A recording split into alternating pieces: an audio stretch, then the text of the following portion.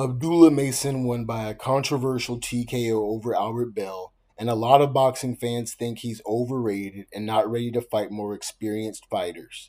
Let's break down the potential matchups at his current 135-pound division, and then we'll break down matchups against the bigger names at 140 because he'll eventually move up. Yes, in my opinion, Lamont Roach beat Tank Davis. Yes, in my opinion, Lamont Roach beat Isak Cruz. Despite Abdullah's solid but not incredible performance against Albert Bell, this is very much a 50-50 fight, and here's why. For what Abdullah may lack in experience in this matchup, he has serious physical and athletic advantages. He's longer, bigger, and has more pop than Lamont Roach.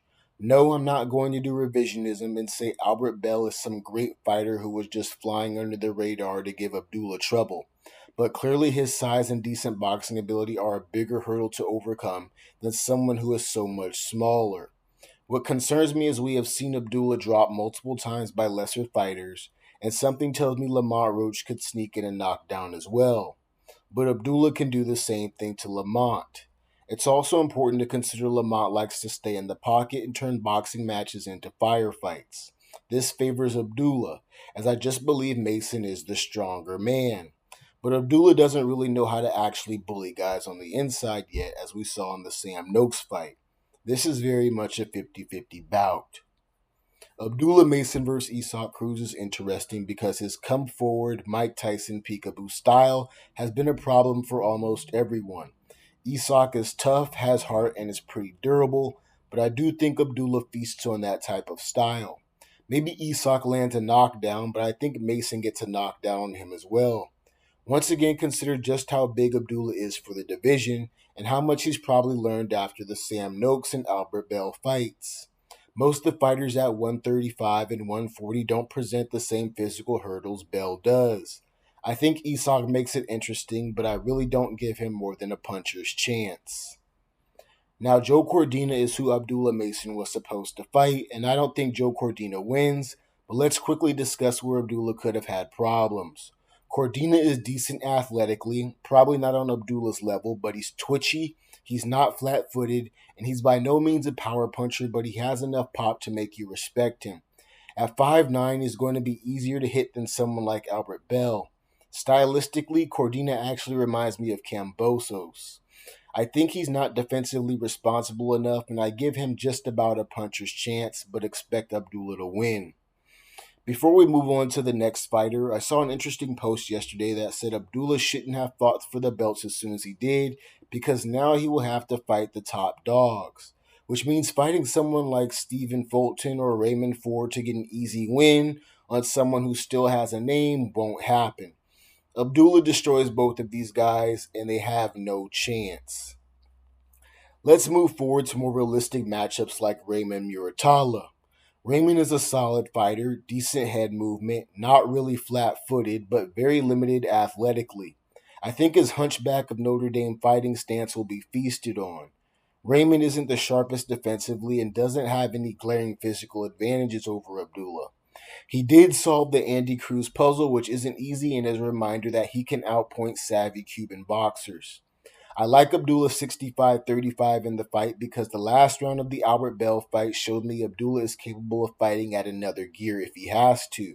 I think this gear would prove to be too much toward the later rounds. Now let's discuss matchups with some of the bigger names at 140 and gauge whether he's ready for these fights right now.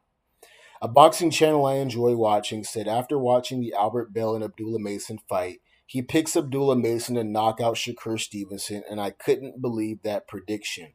Absolutely not, but the matchup is intriguing. I'm sorry, Shakur is supremely skilled, can fight on the inside and outside, a lot of experience, and has just enough pop to make Abdullah respect him. Or does he?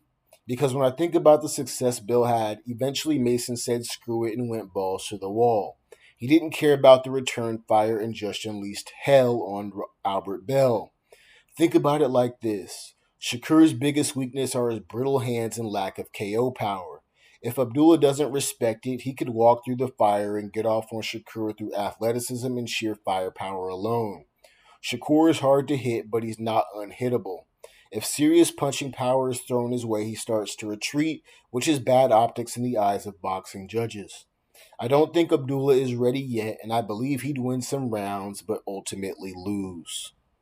Now, Tank Davis, I'm sure after last night, everyone is convinced Abdullah has no chance in the fight and would just get knocked out, and I disagree completely. Yes, Tank has serious knockout power, but I think it's to the point where it's becoming overrated. He doesn't have Deontay Wilder dynamite in his hands. It's a level below that, which isn't bad at all. It's just not as deadly. Lamont Roach had no respect for Tank's power and literally sat in the pocket and banged with him.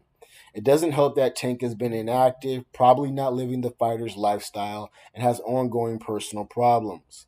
I actually see this fight as 50-50 because Tank isn't the level of boxer Shakur Stevenson is. Abdullah can outbox him from the outside like a Mario Barrios did. Yes, it won't be easy to avoid Tank's power for a full 12 rounds, but Tank doesn't have enough volume when fighting on the outside to win rounds. When he fights on the inside, sure, but not the outside. And I'd expect Abdullah's team to respect Tank's power. I don't lean either way. I think this is a 50-50 fight. Finally, let's talk about Oshaki Foster, because after dominating Raymond Ford, Oshaki might be better than he actually is. I like him, I think he's funny, but I just don't see any incredible qualities from him. He's a decent athlete and throws solid combinations, but there is something about Mason's style I think would cause Foster issues. We've seen Oshaki lose before, so he doesn't have the aura of invincibility, and he's not a huge puncher. I believe the lack of firepower, and a lot of fighters don't possess it at 135 and 140, won't bode well for them against Abdullah. I look at the fight as 65-35 Abdullah, and comment below your thoughts on each of the matchups I've presented.